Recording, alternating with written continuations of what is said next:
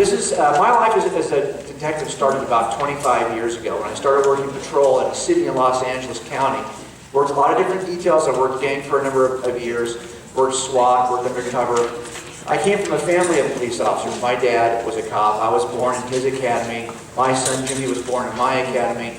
When I was your age, this is what I looked like. And I was actually an explorer, police explorer. And then I thought, I am so done with law enforcement and junk. But I spent the next 9 years in art school. Got a master's degree in architecture, which is what it felt like. And then I eventually came back to law enforcement. So 27, I went back to law enforcement, and I've been there ever since. Some of the things I've done, I've done crazy things, worked SWAT, worked undercover, worked gangs, and when you get to work undercover, it's kind of cool because you let your hair grow. So I had a chance to let my hair grow, and I had a lot of facial hair for about 4 years. My son never saw me with short hair for most of his life growing up, because I was working this detail, and so he never had short hair. And I was an unbeliever during all this time. I was an atheist until I was 35, pretty committed atheist. I was the kind of guy who would love to mess with you if you were a believer. On some of the stuff we're going to talk about tonight. But as I was reading through the Gospels for the first time at the age of 35, I found them to have peculiar properties that I recognized in other eyewitness statements from multiple eyewitnesses of the same crime. And that got me started thinking about, well, maybe this is actually true. And I started to do a bunch of forensic work on the Gospels, and then I became a believer. I'll share some of that with you tonight. And I got a chance to write a book on it, which I have also for you, called Cold Case Christianity. But I ended up becoming a believer, went to seminary, got my seminary degree. You can see my son here is the guy with the long hair and the yellow shirt. That kid ended up actually being a cop. Funny how things happen that way. Now, in the last several years, I've had a chance to do nothing but cold case investigations. Those are homicides because there's no statute of limitations on a homicide. You do a robbery, 10 years go by, we can't go back after you. It's already expired. But you do a homicide, no matter how much time goes by, I can come after you. So my cases are like 1979 to 1988, right in that range. As a matter of fact, a lot of these are on Dateline, and one is on Dateline this Friday night, February 22nd. It's the most recent case we did. It's called, I forget what they call it. They got some silly name for it.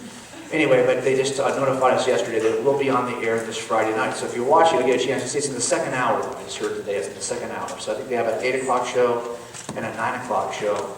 We're the 9 o'clock show. But these are all cases that are 30 years old or so. And we use certain principles. As a matter of fact, that's got the blue shirt on the bottom. That's the guy who that the case on Friday night is about. I'll tell you more about that in a little bit. But the point is, these are cases that we use certain techniques to examine them. And I'm going to teach you some of those techniques tonight. It's now a chance to go around the country teaching strategies, techniques from cold case investigations to people like you, so you can use those same strategies when investigating the claims of the Gospels. So we're going to do that tonight. I'm going to teach you some skills, okay? This is my family, my dad, my son, and I. We all work for the same agency. We all have the same name. So basically, if you called our department and you asked for Jim Wallace, for the last 50 years, someone's been there to answer the phone. And now for the next 30, there'll still be somebody there. So we'll be around for a little while longer. When I was a youth pastor, I had a group like yours, and I posted everything we talked about on a website called PleaseConvinceMe.com. Every week's message just became an article on that website. I still have the website. All cops and a prosecutor run the site now, because I joined an organization called Stand to Reason. And now I work with this group that Brett works for. You saw Brett here last week, right? So I get to work with him, and by the way, we just mercilessly tease each other. He thinks I'm really old, but I still have, he's going to lose his hair, and he's getting fat. So those are two things I have on him. So next time he's here, you can tell him I said that, because I'm sure he'll say I was an old man. That's okay. But I also have this site which we established for the book, and so you can go there as well to learn more about it. Some of the techniques we're going to talk about tonight are just in one chapter of the book. So I'm going to teach you some techniques and see if they apply to the Gospels. Okay. Now look, you might think it's crazy to try to take cold case techniques and work the Gospels, but think about the similarities. What are cold cases? They're homicides from the past. So they're events in the distant past. And typically we don't have living eyewitnesses who can say, hey, I saw him do it. If we had that kind of an eyewitness, it wouldn't be cold. We would have solved it. And we don't have any, I don't have any cases that have any forensic evidence. So I've never been blessed like with a DNA hit or something like that. My cases are all just old-fashioned Put it together one piece at a time. I call it death by 1,000 paper cuts. Lots of information, all points to the same conclusion. That's how we make cold cases. It's circumstantial. We can assemble convincing circumstantial cases. This is the nature of doing cold case work. Well, think about it. That's also the nature of investigating the claims for Christianity. It's an event in the distant past, no living eyewitnesses, no forensic evidence, and we have to assemble a convincing circumstantial case. We're going to do that tonight. So I think you're going to have some confidence when we get done in the most important claim of all of Christianity. Before we start, we have to get some skills. I started to share a little bit of Rethink about this with you. If you were at Rethink, raise your hand. So you may see some things that you recognize, like this important first issue. There's a huge difference between possible and reasonable. Your friends will say, well, isn't it possible that Jesus is a recreation of the earlier mythologies like Mithras and Osiris and Horus? And I always say, yeah, of course it's possible. But it's not reasonable. And all that matters is reasonable. In a court of law, we don't even allow jurors to consider the possibilities. That's called speculating in the jury room. Don't do that. You're only allowed to evaluate the reasonable inferences from evidence that's been presented to you. That's how we put it. Think about it for a second. It's possible we're not even here. Remember I said it's a rethink. It's possible we're all imagining this because we've been kidnapped by aliens. And we're in the mothership right now. And you've all been induced into a trance in which you think we're in this room having this conversation, but we're really not. We're surrounded by aliens, and tomorrow morning when we wake up, we're going to realize that we weren't even here tonight. Wouldn't you at least have to say that that's possible? It is possible. It's just not reasonable. And that's the difference.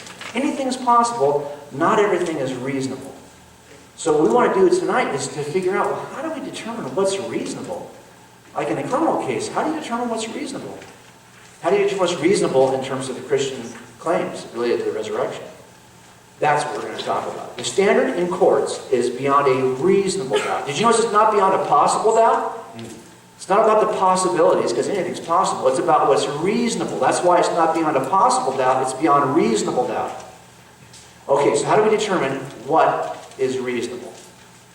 In order to even investigate this, I've got to show you something gruesome. So are you prepared to see something gruesome? Are you? Okay. For sure? I'm warning you. Here we go. I get called out all the time to death scenes because sometimes they're suspicious. If they're a homicide, I'm going to have to work it. Because even though I work cold cases, I still get called in because I'm the old guy on the team now. So I get called in just to help out the new guys with these fresh homicides, even though I don't really care about homicides that are fresh. I just work the old ones. Okay? But when you get to a homicide, so a death scene, you've got to decide, what kind of death is this? That's what we're going to do together. Ready? Here it is. I've got a room with a dead guy lying face down. Who would kill somebody from Trader Joe's? I don't even know who would do that. That's the best place in the world. Am I right? Okay, but whatever.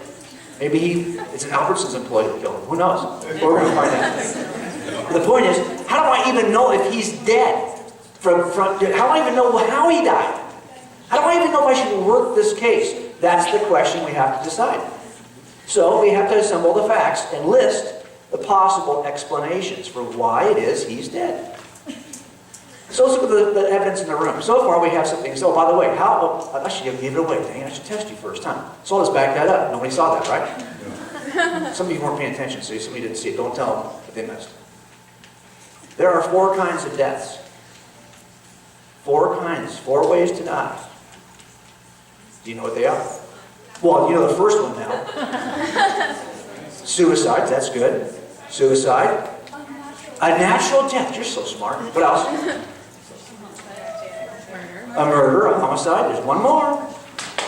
What? That's like a natural death. Even though it's disease, it's like a natural causes kind of thing. What else? Accidental. Those are the 4 kinds of death. So here we go. Natural death, accidental deaths, suicides, and homicides. And honestly, if it's the first 3, I don't care. I'm going home. But if it's the last one, I have to stay and work. That's how this works, okay? So I needed to figure out, is this a homicide? And what do I know so far? I got some little pieces of information. I got a dead guy. I got him lying face down. Now, given the evidence in the room so far, dead guy lying face down, can I eliminate any of these 4 explanations? Which one can I eliminate? Which one? Suicide? Maybe he took pills. Yeah, natural. Natural? You can eliminate natural? Well, then I can't eliminate it because if you could have... Which ones can I cross off my list? Well, homicide? How do you know? Maybe he was poisoned. None of them. I can't eliminate any of them. Because there's not a good evidential reason to eliminate any of these. Okay? Alright. Let's change the scenario just slightly to see if it changes how we evaluate. Okay, so let's go back to our guy. There he is. Now, instead of just lying face down, he's lying face down in a pool of blood. Let's go back to our list of explanations. Now remember, the evidence is slightly different. We got a dead guy lying face down. He's lying down in a pool of blood. What can I cross out? Maybe he had a hemorrhage in his brain and he bled out. No, hang on. Back up for a second. Hold on. She wants to rule out natural. Where's that pool of blood coming from, do you think? Look at that. What natural opening do you have in your stomach that you could bleed from? The belly button. Now, see, if he was bleeding from around his head, you might say it could be a natural death. But it is true, there's not a natural opening there for him to bleed out of. So I think we're getting pretty close to being able to eliminate something. I think we can actually eliminate natural death. But how did we do it? We looked at the evidence and we took out the least reasonable explanation. The evidence is doing the work for us now.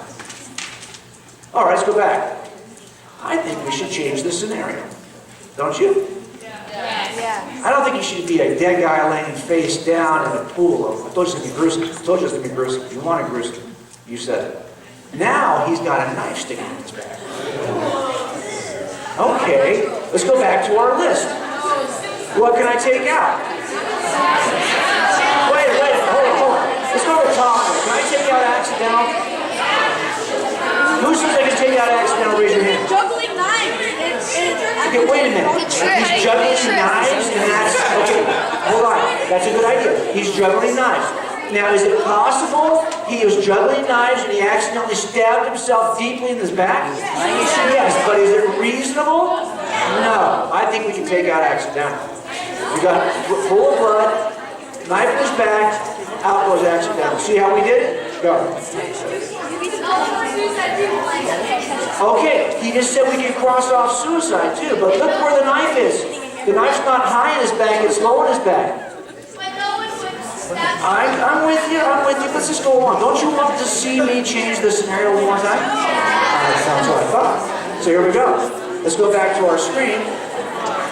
And we had a guy here laying face down, pool of blood, knife in his back. Let's see. What should we do? What should we do? Should we decapitate him? No, let's just make multiple stab wounds. Multiple stab wounds. Now let's talk about our list for a second. You think that we added multiple stab wounds? Do you think this could be a suicide? He's got a high level of pain tolerance, don't you think, if he could do this to himself? And look where all the wounds are. They're all high in his back. I think it's reasonable now to take out suicide. Now it's a homicide. And if you have some doubt, let me just add one more piece to the scenario for you. Okay, let's go back. Let's just add bloody footsteps walking away from the crime scene. Now, do you see, when you look at this list of evidences, look at them all. I just added bloody footsteps. The first 3 are no longer reasonable. It's possible that there's some wacky scenario that could cause this, and it's only an accidental, I suppose, but it's not reasonable anymore. That's the important difference.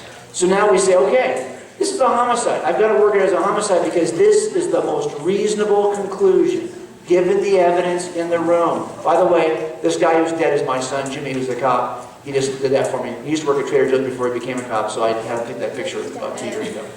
He's alive and well. It's all good. All right, so I just taught you an important skill set. This is called, oh, by the way, time for questions. If you have any questions about why we did it this way, now is your time to text. If you want to complain about the bloodshed in the room, go ahead and do it now. Get it out of your system. We're moving on. All right, let's go back to our scenario. This is called abductive reasoning. Abductive reasoning. It's an important skill set. You will use it every day of your life. Your parents are already using it. Why are you 40 minutes late coming home? You're going to give them some explanation. And they're going to start to make a list of all the little evidences. I had a partner who used to say, this guy was an old, kind of salty, crusty, mean kind of an officer. And he used to do this. He used to say, I wait for my kids. I wait till they come home. Because they're like teenagers. This is like 15 years ago. I wait for my kids to come home. And then when they get home, I get up and I give them a big hug and a kiss. And I make sure. I'm like, really? I don't even see, you're such a mean and rotten person. Why would you, I can't imagine you even doing that. I'm not stupid, I just do it to make sure they're not smoking dope or drinking. I can smell it if I get close enough. He's collecting evidence. He's using abductive reasoning to see what they're really doing. Believe me, you will use this skill set.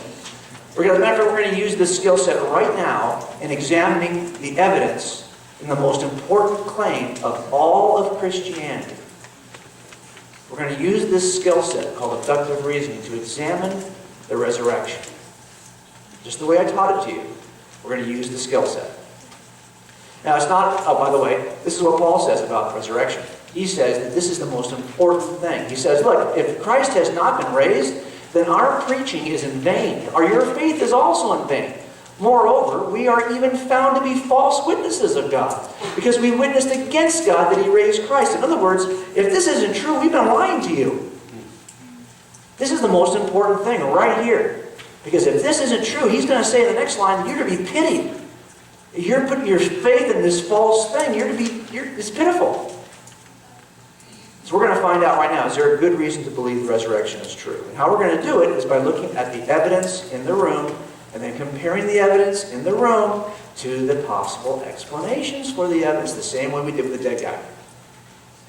So this is a technique that's, actually I've got one or two copies of this book back there, The Case for the Resurrection of Jesus by Habermas and Licona, who wrote this, did a great service for us. They actually went through and surveyed all the scholarship on the resurrection. And they said, what are the bare minimum facts, the bare minimum pieces of evidence in the room that pretty much from the most liberal scholar to the most conservative scholar will agree. Even the skeptics will agree with some minimal set of evidences. What are they? I have a list in my mind that as an atheist, was even smaller. So we're going to use the smallest list of evidences, the list that I used to think was, I can only agree to these facts. I did not believe that Jesus rose from the dead. I don't believe anything supernatural. I was a philosophical naturalist for 35 years. I rejected anything that had to do with miracles. Resurrections, those don't happen. The minute you start to see miracles in an ancient text, you've moved from history to mythology, in my mind. And I just didn't, I rejected all of it. So let's take a look, and I would accept this though. These 4 facts I would accept. I think it was pretty well established that this guy Jesus lived and was crucified and was buried. It doesn't mean he's God. He just could be some teacher, some ancient sage who was killed. Okay. And I would agree there was an empty tomb. The reason why I would agree with that is if there wasn't an empty tomb, it's kind of like game over, right? You find the body of Jesus, there's not much of a story to tell. The story's supposed to be that he rose out of the tomb. So if you find his body in the tomb, it's like it's over. So apparently there was an empty tomb. Okay, I don't think that means he was raised from the dead. And it appears that these disciples told stories about Jesus being alive after his death. I didn't believe they were true, but they did tell stories and try to convince people they actually saw him. So I put that number 3. And also, it appears that these same knuckleheads who were always confused when Jesus was around and were kind of fearful, afterwards were willing to die for what they believed. There is no ancient source that says that those disciples did anything other than die a martyr's death. That is a consistent record of history. So that doesn't mean that he was really God, though. It doesn't even mean that the resurrection occurred. Look at these facts. They're pretty simple. He got buried, killed and buried. The tomb was empty. The disciples claimed to see him. And they were different after he supposedly came back from the dead. Doesn't mean it even happened, but those are the minimal facts. Now, I think Habermas and Lycona list like 10 of these minimum facts. I rejected the other 6. These 4 I thought were all I could accept as a skeptic. Okay, just these 4 facts. Let's take a look at the way we might explain them. Now, I'm thinking through all the possibilities. People will sometimes list 4 or 5. I'm going to give you 7.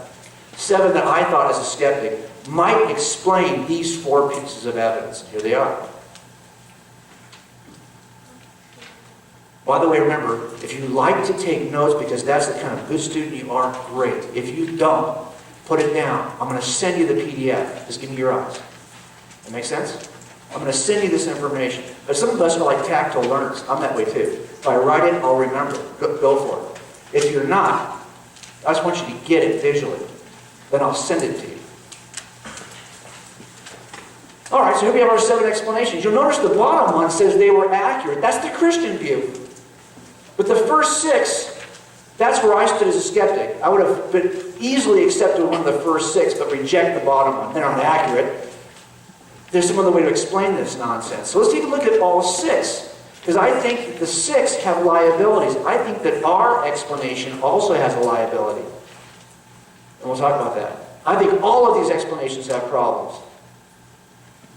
So let's take a look at them all.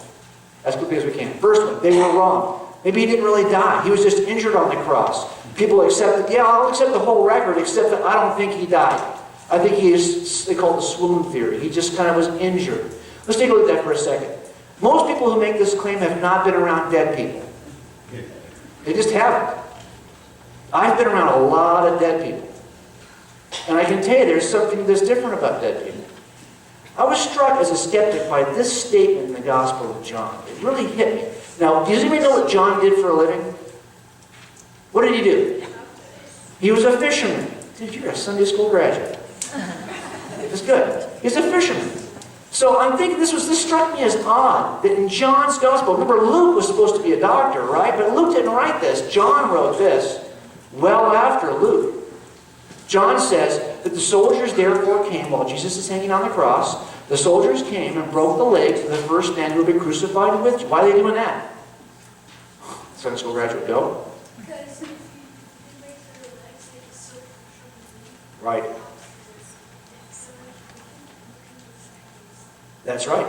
He's breaking the legs because it's getting to the end of the... They don't want to have this cross, people hanging on the cross for the Sabbath. So what you have to do is make sure they're dead. And we're going to make sure they're dead is to break their legs. They can't push up on the cross then. If they catch a breath, they will suffocate under their own body weight if you break their legs. So they're going through the crosses, breaking legs to make sure everyone's dead. But John says when they came to Jesus, they found that Jesus was already dead. And they did not break his legs. Instead, one of the soldiers pierced Jesus' side with a spear, bringing a sudden flow of blood and water. Now think about this for a second. If I'm creating a fictional account, if you and I were writing this as fiction for a school report, we might say, okay, yeah, they pierced his side and you can see the blood. But would we think to add the water? Would you think to add water to your description? I don't think I would necessarily think to add it, and I even know how this works. But I'm not sure I would think to add it. But John adds it. Because he's thinking to himself, I'm going to add a clever little lie that thousands of years from now these knuckleheads will think is true. I don't think he's doing that. He's a fisherman. Why would he add the water? Now what happens, of course, when you suffer severe shock, like when you're beaten up really badly, or you're attacked, or you're in a car accident, and I get there, you're in shock, everything starts to shut down, including your heart. And when heart failure occurs, you get a collection of water around either your heart or in your lungs. If it's around your heart, it's called pericardial effusion. If it's in your lungs, it's called pleural effusion. But either way, you'll have water in a place it shouldn't be anymore. There shouldn't be water, but your heart is failing. And there'll be a collection of water. And hanging on that cross, if he really was dead, this would be consistent. If I stab into the lung or into the heart cavity, I'm going to have more than just blood coming out. I'm going to have water coming out. But how would John know that? Unless John just saw it. He doesn't know anything about the way the body works or about circulatory shock, but he does know that he saw water come out. So he's just recording it. But that's consistent with what we would expect for this kind of an injury. Now, how many of you have actually read this line of Scripture and thought about how much time it actually took? It says that, Mark writes that as evening approached, Joseph of Arimathea, a prominent member of the council, bought some linen cloth, took down the body, wrapped it in linen, placed it in the tomb, cut out of rock. This is the description of what they did with Jesus' body, right? Look how fast I just said it. It took me 10 seconds to say it. Less than that. It took me 5 seconds. You think it took 5 seconds to do it? No. I got to get the cross down, get the nails out of his hands, collect his body, get it to the tomb, wrap it in all that linen, treat it with all the oils and spices and different things they would treat the body with to make sure it didn't smell bad, things like that used to do in the first century. That's a long time to spend with that body. And if you've ever been around dead bodies and had to mess with them for a long time, trust me, they are different than living bodies. I think you would notice a few things. This is the Los Angeles County Coroner's Office. You can tell it's been around for a long time. And downstairs, in the basement, is where they do autopsies. Every time I have a murder, I have to go down to watch the autopsy. Is that weird? They make detectives go and watch the autopsies. Because sometimes you're recovering around, or you're recovering you want to see exactly how the injury occurred. You're going to talk to the doctor and say, what's the cause of death? You know, you have to testify to all of this stuff at the preliminary hearing. The doctor doesn't want to come in and testify until trial. So that's why you go, basically, to get his testimony, so he wants to go to the prelim.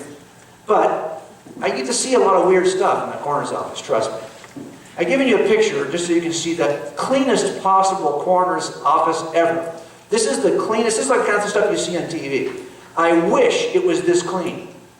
It's not. It's a disgusting, stinky house of horrors, trust me.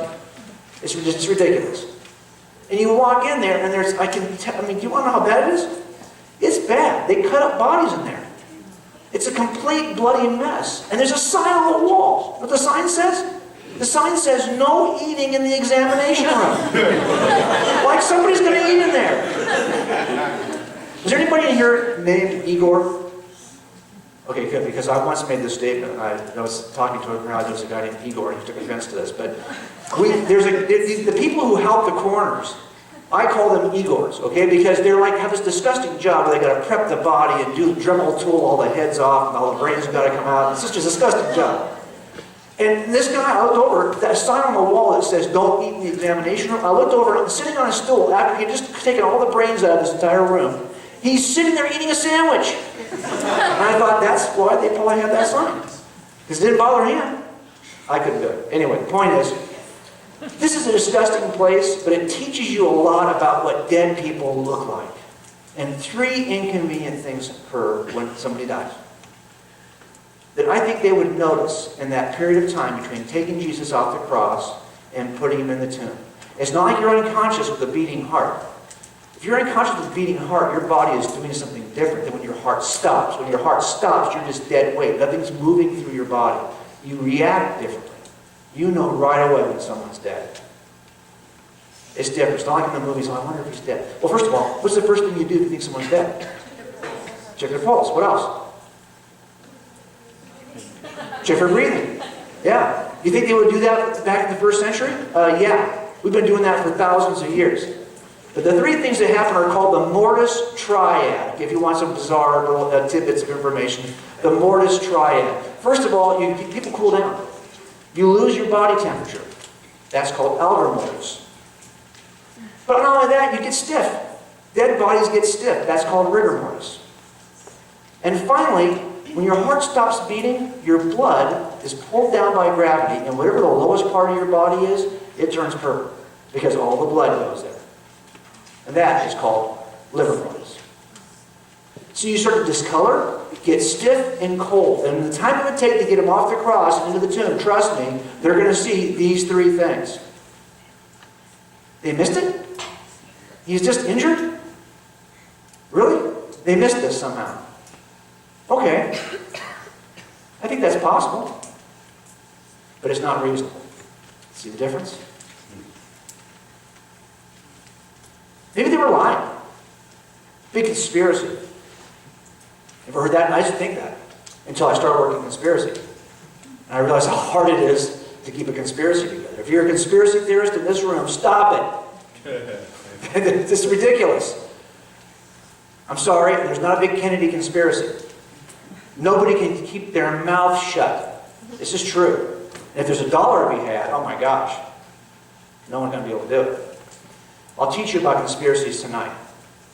Successful conspiracies have 5 elements. My job is to break those 5 elements, and I can break the conspiracy. I just broke one about a month ago. Went to court last week on it. 2 guys got together to do a murder. How do you break the conspiracy? Well, look at what's required for a successful conspiracy. First of all, you need the lowest number of conspirators possible. And they had that. They only had 2 people. That's a great number for a conspiracy. Because if you have 5 people, it's harder to keep 5 people quiet. 2 people, you might be able to stay quiet. It's harder with a larger number. Also, you want the lowest time frame to keep the conspiracy. A great conspiracy is 2 guys who do a crime together. A week later, one kills the other. Perfect. Now I've got no more people to rat on me, and I've only had to hold it for a week. I can probably pull that one off. The next thing you need is excellent communication.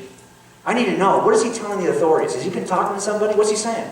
Some of the details. You can't work out every detail of your story before the crime. You just can't. You think you can. But the more I ask questions with lots of detail, because eventually I'm going to run through the stuff that they've been talked about in advance. And I'm going to run the details that he hasn't talked to him about. So when I go to this guy and ask questions, he's not going to know the detail to match up to his story. And it's going to start to collapse. But also, you need, if you've got a strong family relationship, like a mother and a son, trust me, no mom's going to rat out her son. They're not even going to talk to me. So that would help to hold a conspiracy together. And finally, if there is no pressure, don't expect to break a conspiracy. Sometimes the pressure is just that you're going to go to jail and your buddy's going to get off, unless you tell me the truth. So for example, on this particular case, 2 guys did a murder, and we knew who one of them was right away. And my partners wanted to rush out and arrest him, but I could tell from the crime scene we had more than one killer. So why would we want to go out and get one when we know there are 2? Don't do that. Get a surveillance up. Let's watch this guy for 4 or 5 days. Let's see who he hangs out with. Maybe we'll figure out who number 2 is. But more importantly, we're going to get information for the next 4 days. So sure enough, we got on that night. He's driving the victim's car. He sells the victim's car. He's hanging out with one other guy. So I told him, make sure when you take this guy to jail, do not let him see the surveillance team. I don't want him to know he was being watched. Just have a black and white ready. We'll make a stop like he's just being picked up for a warrant or something. Don't let him see your team. Okay. Take him to jail the following week. We get him into custody. We separate him. We want to get rid of the excellent communication. Now, they don't know which one's saying. What's the first thing I'm going to do? I'm going to walk into suspect number 1. I'm going to tell him that suspect number 2 ratted him out and gave me all the details about what they've been doing for the last 3 days. Now, of course, he didn't do that, did he? We watched them for the last 3 days. But I want him to think that he gave it to me. Because then he's going to go, oh, he's pissed. Did I say that? Did you say that in church? Sorry. He's mad. Sorry. You got to edit that part out of the tape, okay? So he's mad. So he's like, hey, he thinks he ratted him off. So he gives me 10% more. And I go back to the second guy. And I tell him that this guy gave me the last 3 days plus the 10% he just gave me. And that sounds legitimate to him now because that 10% I didn't have before. He gives me another 10%. It doesn't take long. 3 hours, they're on each. It's over. And now they're in custody. No way to get around it because they confessed to it on tape. It's hard to hold a conspiracy together. Let's take a look at the conspiracy that is supposed to have happened with the apostles. Really? So you're saying that these 12 guys somehow pulled off this conspiracy? Do they have any of those 5 elements necessary?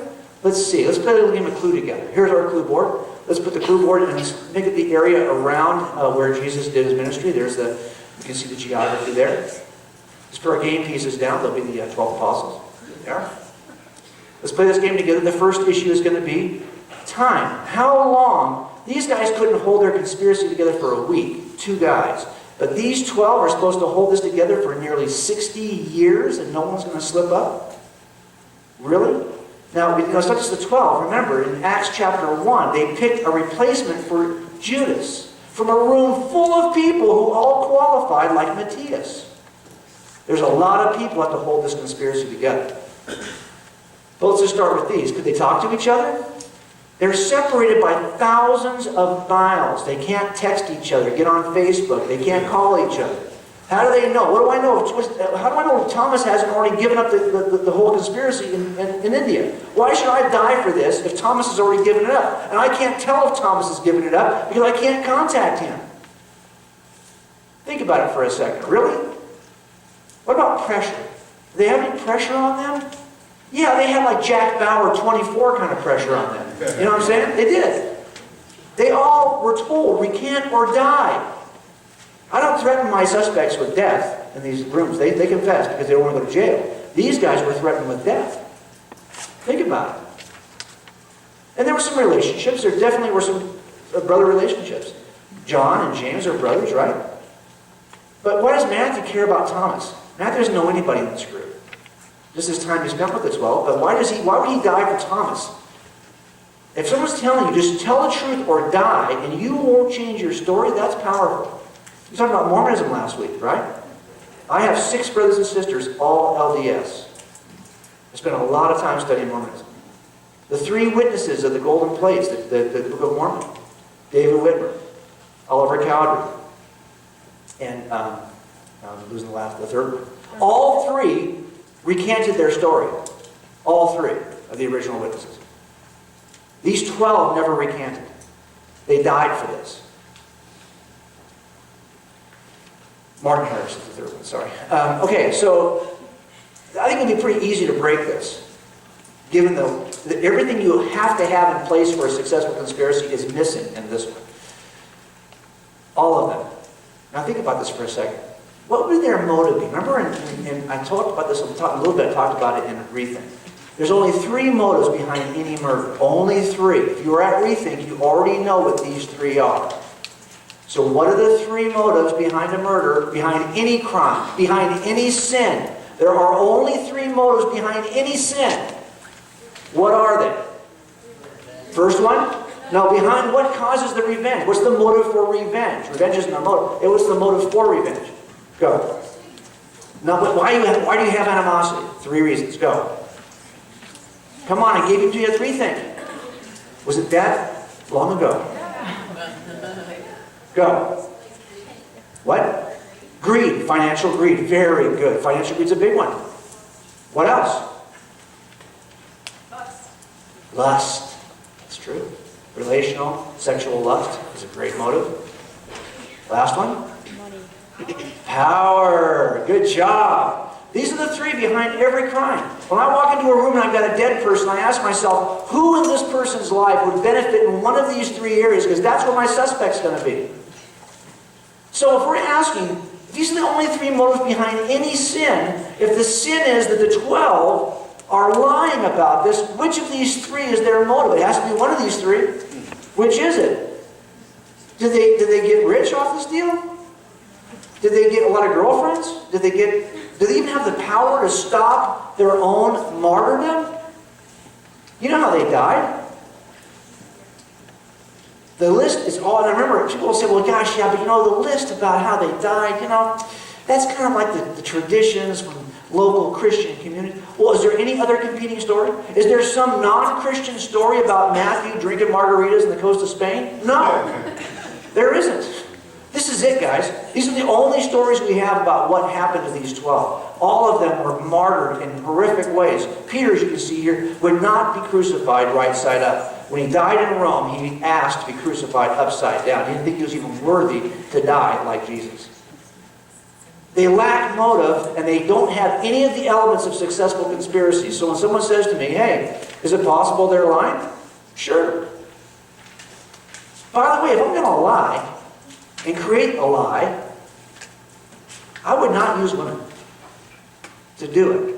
Remember, the lie starts off with Mark 15, when the 3 women hurried away from the tomb, afraid yet filled with joy, and ran to tell the disciples. Suddenly Jesus met them. Greetings, he said.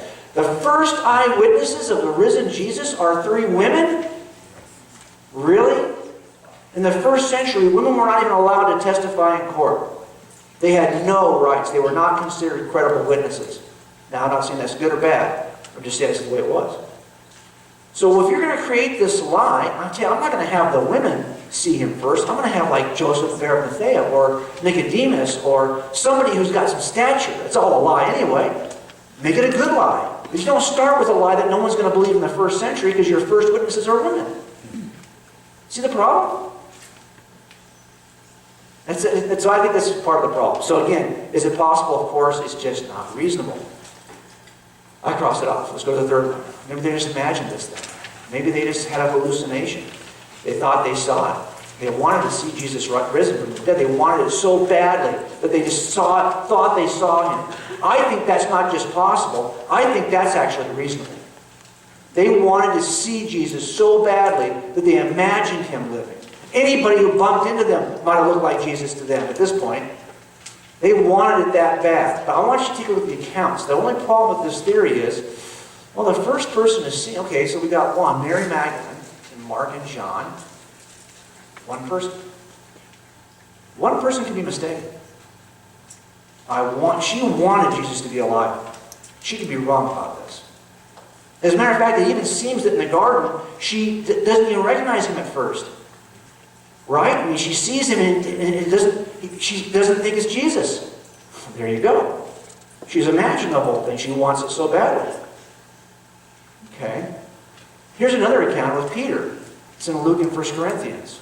Again, Peter wanted it. He wanted it badly. One guy. I think this is reasonable.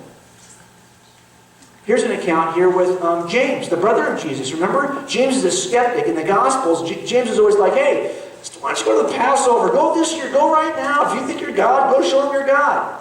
He's like a skeptic during the Gospels. Afterwards, he's committed in leading the church in Jerusalem. Something happened that changed his mind. What happened? He said he saw Jesus risen from the dead. But he's by himself, and he loved his brother. Maybe he just wanted to see him. One person can have a hallucination. How about this one here? Paul, he's by himself. As a matter of fact, in the first account, it says that the people who were with him didn't see Jesus the way that he saw Jesus. Maybe he just had a hallucination. One person. That, I think, is reasonable. It's not just a possible explanation. I think it's a reasonable explanation. And now it gets trickier. Now these disciples, on the way to Emmaus, they see Jesus. But there's not one of them. There's two of them who both said they saw the same thing. Now I want you to imagine this. I said to you, if I come back tomorrow and I say, hey, last night I had this crazy dream. I'm driving down Wilshire by UCLA. And I'm in this red car. And you're like, yeah, Mini Cooper, right? Tops down. Yeah. Did you have that dream too? Yeah, we were sitting, there's a redhead in the back seat. No way. Yeah. And there was Ed Sheeran playing on the radio. No way. Now, does that make you suspicious? You're not in my head. You're not in my dream. See, you have two people who see the exact same thing. You've got a problem because there are no such things as group hallucinations. That's a memory. That's not a hallucination because nobody knows your dreams. Nobody knows your hallucinations but you. So now I've got two people who say they saw Jesus, not just one. That now becomes less reasonable. That is not reasonable at all. The two people are going to see the exact same thing. And it gets worse than that. The woman at the tomb. Oh, now I got three people saying they see the same thing. And it gets worse than that. In John chapter 21, you have 7 people on the boat who see Jesus. Oh, you're kidding me. They're all seeing the same thing? It gets worse than that. Remember? When Thomas is out of the room and Jesus comes back in, there's 10 people in the room. They're minus one guy. 10 people? Remember, Jesus is already gone. 10 people seeing the same thing? Then Thomas comes back in. Now they all see him together. Now you got 11 people seeing him. Really? Group hallucinations for 11 people? Then I get him at the actual mountain. Again, all 11 are there. I got several accounts where I got 11 because there's a point at which he ascends into heaven, right? 11 people saw him and this group hallucination has ascended to heaven. That's a problem. See how large these groups are? Oh, no. Paul says in 1 Corinthians there are 500 people who saw Jesus risen from the dead. That's a problem. I only got how many here so far? 40, I got to add a few. There we go. 226 on each side. So I had a lot of folks that were having the exact same vision. And that, to me, moves it out of the reasonable category. By the way, if I wanted to call bull on this, let me tell you how I do it. You say you saw Jesus? Let's go back to the tomb and see if his body's there. Oh, his body's not there? Well, now it's not a hallucination problem. Somebody's stolen that body. Now I got a conspiracy. And we already know why the conspiracy theory doesn't work. So the problem is they got to go back to the tomb. The minute you go back to the tomb, I'm now into conspiracy theory, and we already know why that doesn't work. Got it? So this is why Peter says, we're not making this stuff up, folks. We actually saw him. We touched him. We were eyewitnesses. John says something very similar. So, is it possible? Of course. It's just not reasonable. Maybe, though, they were fooled by an imposter. Somebody tricked them into thinking they were actually Jesus. Jesus risen from the dead. When in fact they weren't Jesus at all. After all, we do seem to see that it seems like the body of Jesus is somehow different after the resurrection. Maybe it's different because it's a different guy. Okay. Is that possible? Anybody know who this is? Who is this?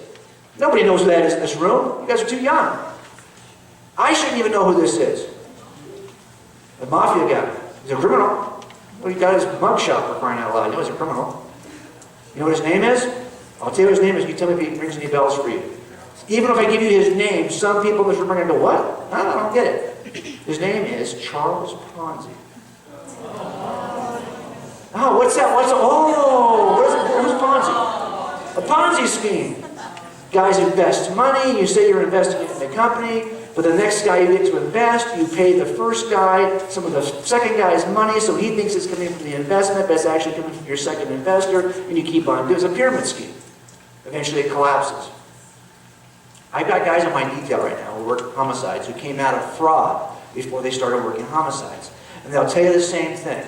In order to pull off a con, and the reason why they call it a con, and a con man is somebody who gains the confidence of the person he's going to defraud. That's why they call them con men. You have to know more about the thing you're claiming than the people you're conning. That's how you successfully con people. You have to know more about the subject than the people you're conning. So they'll buy. They'll get in. They don't know how it really works. So they trust you. And they go with you. So that means whoever's doing this con, whoever the imposter is, he has to know more, or at least as much about Jesus as the disciples did. Because he has to talk like him. Say things that they recognize. That means he has to be in the inner circle. Because he's going to be fooling people in the inner circle. That means he has to be a guy who's just outside that inner circle. And guess what? I don't think he can be alone. I think he's going to need help. Why? Because he's got to get rid of the body. Oh no, conspiracy theory. We know why that doesn't work. See the problem? Right away, defrauding becomes conspiracy theory. And we already know why it doesn't work. Bigger problem though. The guy who's pretending to be Jesus, he's good. He has to be really good. You know why? Because he's going to do a bunch of miracles that are recorded that everyone's going to see. So he's going to perform. He's going to appear in the room miraculously. He's going to perform miracles miraculously. And then at some point, they're going to hook up an elaborate rope on him, and they're going to make him ascend into heaven in front of everybody. This guy's good. See the problem with this theory? Is that Jesus who's resurrected is every bit as divine and miraculous and powerful as the Jesus before he was crucified. This theory about fooling is tough. I think it's possible, I just don't think it's reasonable. Maybe there was influence though. Time for questions. If you've got questions, this is your chance to text them in. I want to remind you, this is your friendly reminder. These guys are going to put these slides in here just to remind you, okay? So, due diligence. Here we are now, back in our thing. They are influenced maybe maybe somebody in the group was so influential that they convinced the other guys that Jesus was risen because that one influential person was convinced. This is a popular theory right now, guys. You're going to hear this by some skeptics. Okay, so who would it be? Who of the people who saw Jesus would be the one who was this influential that could convince the other? Could it be Mary? I mean, really? Did she have the power to convince even Peter? What's the first thing Peter said when Mary said, "Hey, I saw Jesus"? Get out of here. He runs to us, he wants to see it for himself. He doesn't believe Mary. See the problem? Was she that influential?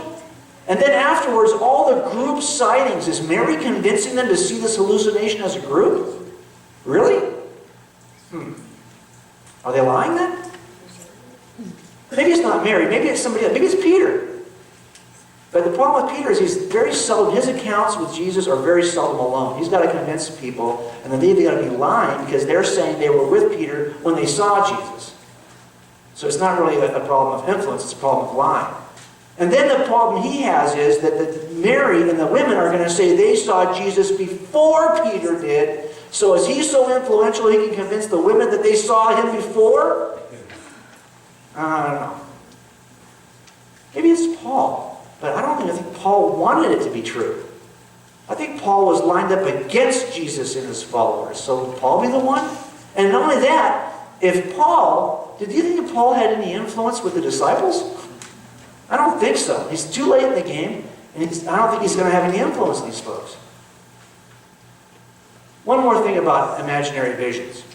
Let's imagine this scenario, and one of these people, Peter, is going to say he's had a vision.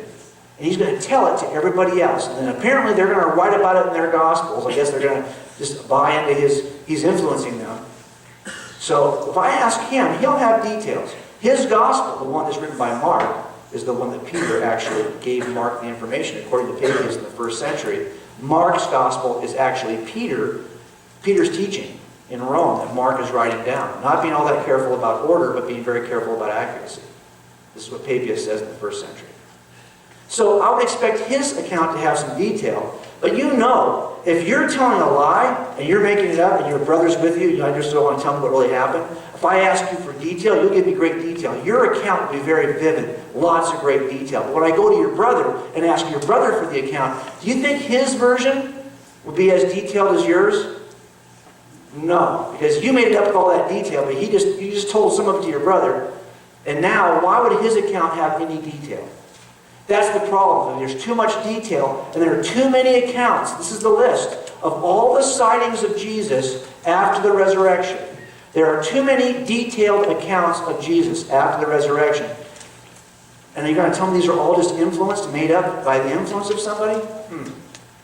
Of course, the other problem I would have, if I wanted to falsify any of this, if I didn't believe you, if you're telling me you saw Jesus, Peter, really? What's the first thing I'm going to do? Run back to the tomb to see if his body's there. Oh, his body's not there. Conspiracy theory, and we already know why that doesn't work. See the problem? All these things eventually roll back to a conspiracy theory.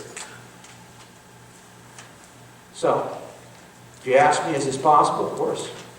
But not really. One more from the skeptic. Maybe these are legends that grew over time. Maybe this was just a story that was... Jesus didn't even rise from the dead in the 1st century. But after the story was told a bunch of times by the 3rd or the 4th century, they're adding details. The simple Jesus who just was a teacher, now he's a miraculous Jesus who rises from the dead. Now, at Rethink, we tried to debunk some of this. I'm going to go through it very, very quickly, though.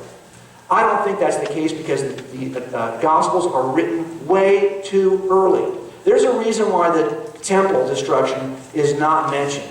By the way, if the Gospels are written this late in history, they're a lie. They're a lie. Because if they're written this late in history, they can't be written by eyewitnesses. They're 300 years behind the facts. You shouldn't trust them at all if they're written this late in history.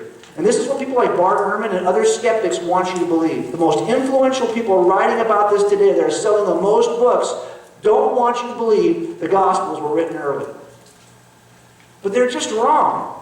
As we move this forward in time, the closer we get to the life of Jesus, the more reliable the account is. And I know it was written this early, I'll tell you why. There's a good circumstantial case to be made. There's a reason why the temple destruction is not mentioned in any Gospel. It occurs in 70 AD. It should be in the Gospels. Don't you think Jesus in Matthew 23 is going to predict it? Why not put it in there to show he's an accurate predictor? Hasn't happened yet. There's a reason why the siege that happened 2 or 3 years before is not mentioned anywhere. I think you should mention it. There are other places in the New Testament where Peter's going to talk about suffering. Talk about the suffering that occurred during the siege. It hasn't started yet. 64. Where's Paul at the end of the book of Acts? At the end of the book of Acts, is Paul dead? We know he's martyred in Rome in 64, 65, 66, right in that range. Why is he still alive at the end of the book of Acts? Why is Peter still alive at the end of the book of Acts? Why is James still alive? James was martyred in 61. Why is he still alive at the end of the book of Acts? Stephen, his death is described. James, the brother of John's death, is described. These are the three most important characters in the book of Acts. James, Paul, and Peter. They're all still alive. That means the book of Acts was written before anyone was martyred. That puts the book of Acts around 60. And don't forget, Luke said that he wrote that book second. The book he wrote before the book of Acts is the Gospel of Luke. That has to be earlier. How much earlier? I'll tell you how much earlier. I say 53 AD. Why? Because Paul mentions Luke's Gospel in 1 Timothy. He says, the Scripture says these two things. Don't muzzle the ox while treading out the grain, and the worker deserves his wages. Don't muzzle the ox, Deuteronomy. The worker deserves his wages. That's New Testament. That's the Gospel of Luke. He's quoting the Gospel of Luke in 63. It's worse than that. In 1 Corinthians, he's going to quote Luke again. This account of the Lord's Supper. This is out of Luke 22. He wrote that book in 53 AD. Paul wrote that book. That means that Luke's Gospel has got to be available to Paul so he can quote it. Now he's writing Luke's Gospels in 53 AD. Remember I told you how Mark was writing for Peter, according to Papias, but not being careful about the order? Look what Luke says in the first chapter of his Gospel. He says, Theophilus, I'm writing you this account of the things that have been fulfilled among us, just as they were handed down to those who from the first were eyewitnesses and servants of the word. Therefore, since I myself have carefully investigated everything from the beginning, he's not an eyewitness. He's a historian asking the other eyewitnesses. It seemed good to me also to write an orderly account for you. Why would he put that word in there, orderly? Why would he even mention it? If it's history, it must be orderly. No, he's mentioning it, I think, because he's going to quote somebody more than anybody else in the New Testament. Luke's going to quote, who do you think? The guy who's not writing orderly, according to Papias. Luke is going to quote Mark more than anybody else. And he's simply saying, Mark's account's not orderly, but mine is. Got all the order in. That's pretty cool. Because that means that Luke's account is right around 53, and I would put Mark before it. That means we're within 10 to 15 years of the actual events when the first account is being penned. These are eyewitness accounts. There's not enough time for the legend to grow about the resurrection because they were written too early. And how do I also know that it wasn't inserted late? Even though a lot of years went by, the same way I know about evidence at a crime scene. At a crime scene, if I want to know, I put a bullet, a casing at the crime scene. Can you guys see it? How do I know when I go to court, years later, 30 years later, if I bring a casing, see the casing in the courtroom now?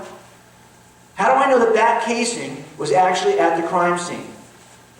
Isn't it possible that somebody, some evil detective, years after the fact, dropped it into the property room, brought it into the case, and deposited it into the property room, and then some unknowing criminalist worked it up and thought it was legit, and he gave it to another detective who brought it into the courtroom.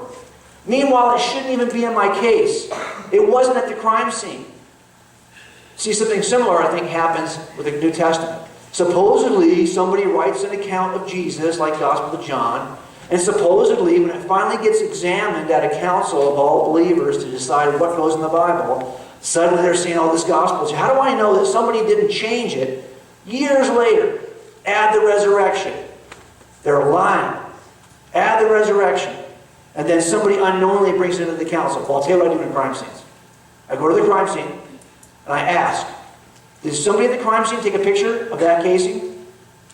And then do you take that picture and the casing and book it in and sign for it? And another officer put it in property. And that officer checked it back out to the crime lab. Who signed for it, took a photograph, and gave it back to another officer. Who signed for it, took a photograph, and brought it into court. This is called the chain of custody. Something similar happens with the Gospel of John. Pictures of Jesus. John takes a picture of Jesus. He gives it to the very next officer. Who would that officer be? Who's the next officer in the chain of custody? It's the students of John. So John takes his first picture. He writes about it. He has 3 students. Ignatius, Polycarp, and Papias. Ignatius these guys became leaders in the church, folks. And when they became leaders, they wrote their own letters to churches. They're taking another picture of Jesus. They got it from John. Then they wrote about what John taught them. And when you look at their works, you'll see they're quoting John. They're quoting all the Gospels. They're quoting most of Paul's letters. Papias is quoting him. Ignatius, Polycarp's quoting him. Then they have a student named Irenaeus. He learns from them. He writes his own letters as a leader in the church. And already he's got a canon of Scripture. 24 books that he says in 185 AD. This is the New Testament. Don't let anyone tell you the New Testament was developed and assembled in the 4th century. That's a lie. The canon was already being used by Irenaeus in 185. He has a student named Hippolytus, and he also writes about it. So I have pictures of Jesus being taken by all of these men all through history. I can do the same thing. I won't do it with you, but I can do the same thing with Paul. I can do the same thing with Peter. And when I do this with each man, the picture of Jesus is the same. If I lost all the New Testament, but I had just the writing of the students, this is the Jesus you'd be stuck with if you're a skeptic. You'd be stuck with the Jesus that's a miracle worker who claimed to be God who rose from the dead. You're stuck with that version of Jesus. That's the earliest version of Jesus. That's the same picture over and over. It's not a late invention. It's not a legend that occurred over time. This idea that they were distorted, it's possible, but man, it is not reasonable. Last one. Maybe these pieces of evidence are accurate because they just are being reported by the disciples. Maybe it's true. Maybe the Christian version is true. Maybe he just rose from the dead. Now, we talked about why all the other versions had liabilities, had problems. Our version's got a problem too. So don't think that we're good and they're all bad. No, we have a problem. I want you to see it so you'll know what they're going to argue, what they're going to say the problem is. And if you look at the 4 pieces of evidence, our version would explain all 4 pieces of evidence, wouldn't it? Jesus is crucified and buried, yeah. That's in the Gospels. The tomb is empty, that's in the Gospels. They said they saw Jesus rise from the dead, that's in the Gospels. And the disciples were transferred, that's in the Gospels too. So this does explain everything, but it's got a problem. What the problem is? The problem is this explanation requires a resurrection to be possible. This explanation requires the possibility of miracles being actually reasonable. You have to believe that miracles can occur in order to accept this explanation. This requires supernaturalism to be true. And that's a liability for a lot of people. It was for me. But I want you to think about it for a second. If we're asking this question, are supernatural events like the resurrection possible? That's my investigation. That's the crime I'm going to investigate with you tonight. We just did it. Or if I'm asking this question, does something supernatural, God, exist? You can't begin by rejecting the supernatural because that's crazy. That means you're starting off rejecting the thing you're looking for. I had a case one time where we walked in the room and the woman was killed in her bedroom, and it looked like other cases we've had where the husband or boyfriend has killed the woman. Without getting all the details, we looked at them and said, this looks like a husband. Is this lady married? Let's find her husband. And the guy I was working with was like 15 years senior than me. And he said right away, husband did it. Find me your husband. Trust me, husband did it. It was my first homicide. So I'm in that space. I'm just trying not to step on anything. I'm trying not to kick any evidence. I'm just trying to sit still, listen to my other guys who know more than me. And he's like, it's the husband. And sure enough, he pointed to several pieces of evidence. You know, look at that nightstand. She's a picture of her with somebody her age. Looks like her husband. Let's find that guy. Look at her closet. Half the clothes are missing. One man's jacket hanging in there. Where's all the rest of the men's clothing? Find the husband. Husband did it. And he continued to look at every piece of evidence in that room and found a way to point to a husband with it. It wasn't the husband. She wasn't even married. That was her brother. She was from Korea. He was visit from Korea occasionally. When he would come into town, he would stay with her. His clothes would be in her closet. It was a neighbor, completely unrelated to her, who killed her. For 3 weeks, we chased the idea of a husband or a boyfriend. She didn't have a husband or a boyfriend. Because we walked in the room and deciding who the killer was before we even started. That's stupid. If you walk in this room and decide before you even start that nothing supernatural can ever exist or ever occur, then you're going to look at every piece of evidence you look at, like, hey, they are written pretty early. Gospels are written early. Oh, yeah, but you know, you can't have a miracle. Well, you know, I'm looking at it. These guys are quoted by other disciples of theirs, and you've got Ignatius and Polycarp. Yeah, but no, you can't accept the miracle. You know, you'll keep on ignoring key pieces of evidence because your worldview says there can be no miracles. So every time you encounter a good piece of evidence, what do? You ignore it. You go around it. And you end up where you started. This is what happens when you start with the supernatural bias against the supernatural. You start with this, trust me, you will end with this. That's called circular reasoning. You end up where you began. Got it? So the liability to our worldview is simply that it requires the supernatural to be true. It's reasonable. So take a look at that, this little path. Here's the question. We'll end with this. What happened to Jesus? Only two possibilities. He either rose from the dead or he didn't. That's it. Now, all the other explanations argue that he didn't rise from the dead. We say, no, he did. As a matter of fact, if you want to be the more open-minded, you've got to do our view. Accept all possible explanations to begin with. Don't rule out any of them. Or you can take their view, which says, hey, you know, just only accept one. Let's put it this way.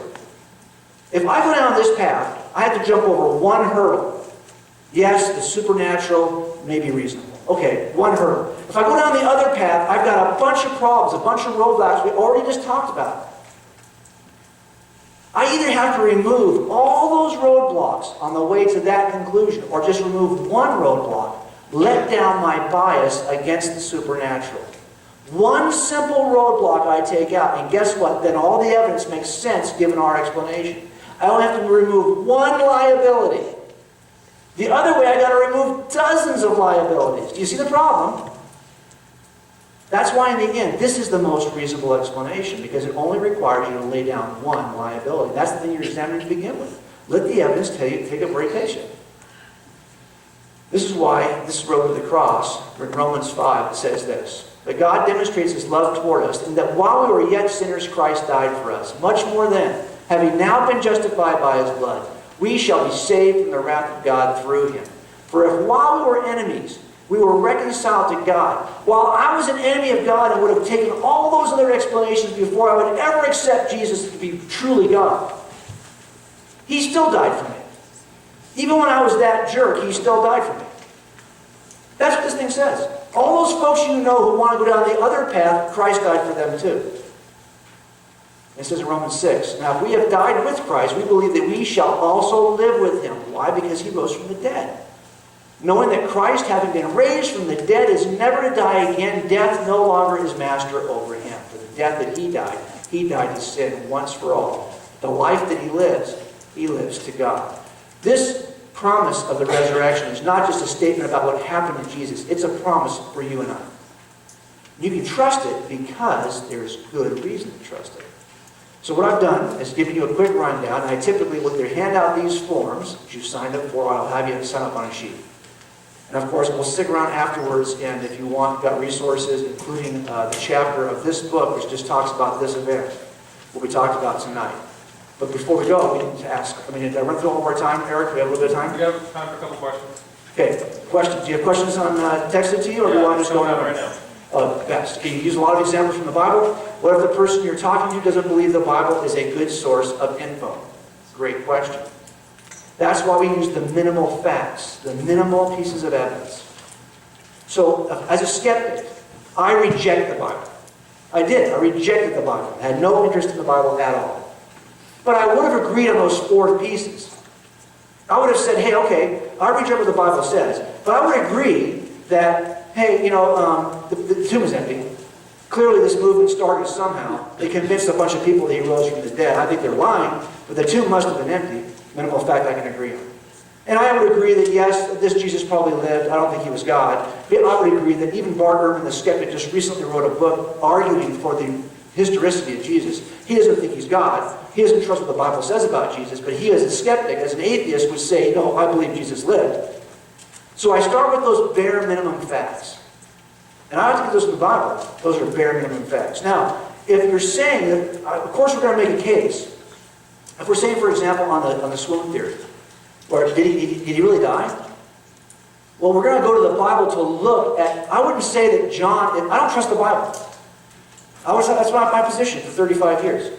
But when I opened up John's Gospel and I saw that John mentioned water, that seemed odd to me. I don't trust John, but I'm thinking, how would he know to put that in there? I think he's lying. I think he's doing that to make me think he's actually dead. But how would John, the first century, how would anyone in the first century know to put the water thing in there? That bugged me. So I never looked at the Bible as meaning it was true, because John said he was dead. I looked at the Bible and said, hey, can I find something in there, even if he's lying, that makes the case? So you see how I try to use verses that even if the author is lying, he's kind of... You see the problem with it? That the whole water thing, I think, is a problem. So that's the verses I try to limit myself to. And I always take a very skeptical view. Even today, no one you know is more skeptical about these things than I still am. But I'm a believer. But I also know you have to work at these things. I question every verse. I got to be, this is my nature, right? As a cop. Believe me, when you're a cop, if you're skeptical, that serves you well. If you walk up on a car thinking that guy's going to try to kill you, you're probably going to go home tonight. But if you walk up in the car like, oh, he probably just ran through that red light because he's late to work, you might get killed. So you walk up skeptical. But that will serve you well. If you can answer the skeptical doubt before they ask it, you'll be in a good place. Hope that kind of helps that. Have you applied a cold case to other types of religions to see if they are true or not? Absolutely. Absolutely. Because when I first got interested in this, my stepmother and my 6 brothers and sisters wanted me to look at Mormonism. So right away, when I started telling them I was reading the Bible, they sent, knock on my door. Who's on the door, you think? Missionaries. So I let them in. Because I got that Book of Mormon, I couldn't tell the difference. Now I'm reading through the New Testament, and I'm reading the Book of Mormon, I think, well, that's kind of similar. So I kept reading. You got to keep reading the Book of Mormon. Book of Mormon, Doctrines and Covenants, Pearl of Great Price. I read through all of it. When I got to the Book of Abraham, the Pearl of Great Price, I was out. Done. Because the same approach that we used at Rethink, when applied to the Book of Mormon, will eliminate the Book of Mormon quickly. You know from talking to Brett last week, right? I mean, if we just limit it to archaeology, you know the problems, right? Limit it to science, you know the problems. Remember that we believe that all space, time, and matter has a beginning. That resonates with science. That's what the Bible teaches. But Mormonism does not believe that. It has an infinite regress problem. Remember, God the Father has got a Father, who's got a Father, who's got a Father, who's got a Father, infinitely. There's no beginning in Mormonism. And that's a problem, even scientifically. It's philosophically a problem. It's called the problem of infinite regress. So from science, something in science, DNA. Are the Mormons... They believe all Indians on this continent are the descendants of what? A Jewish tribe that came over at the time of Jeremiah. So we've done DNA on every people group in the continent now. We know where the Indians came from. They came from Northeast Asia. They didn't come from Israel. So there's lots of problems that if you use the same exact technique, motive, 3 motives. You think Joseph had any of those 3 motives? Joseph Smith, did he have a motive for lust? Had 32 wives. Most of them had a husband before he married them. Many of whom were like 14 years old. Do you think he had anything with money?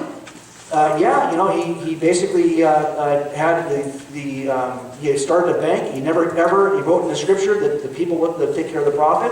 He never had to worry about working. And he never bought a thing with his own money. Do you think he had a power issue? He had the largest standing army on the continent aside from the American military. He ran for president. All the things that motivate us to do things that are wrong, that are absent in the lives of the disciples, are present in Joseph Smith. Doesn't mean he's lying yet. It just means he's got a motive to lie. So these are, the same technique you can use in other views and come to different conclusions. Go.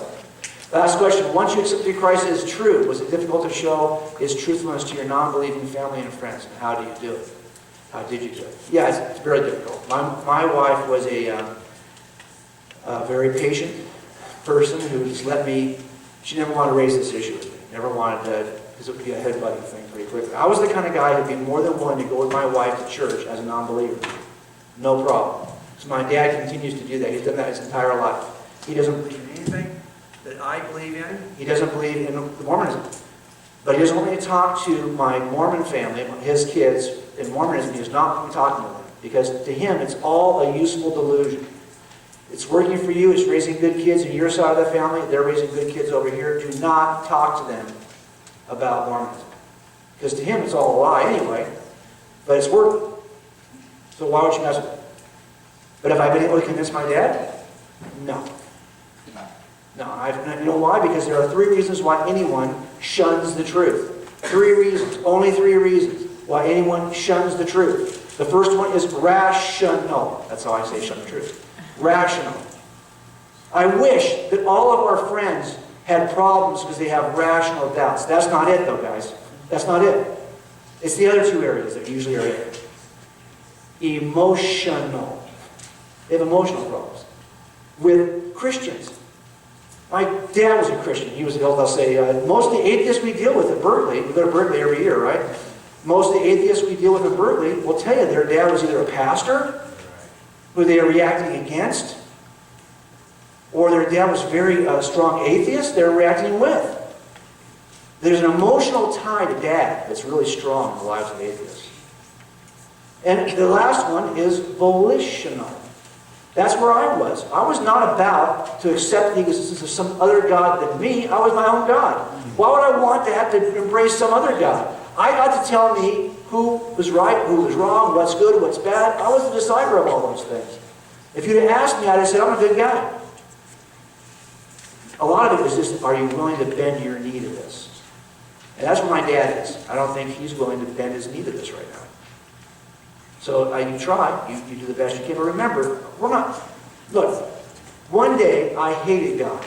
And the next day I was willing to listen and open up a Bible. Why did that happen? How does that even happen? It happens because God makes it happen. God called me. He removed the hatred I had for Him so I could see it clearly. Your friends may not be hearing what you're saying because they haven't had that enmity toward God removed yet. But trust me, once God does that calling, they're going to remember everything you ever said to them. Everything you're doing now matters because once God does that calling, it's all going to come back to mind. So a lot of this is I'm laying seeds for my dad and praying because God will do what God will do. And when He does it, He'll be using us as a means to show that evidence to people around. Eric. Thanks, Jim.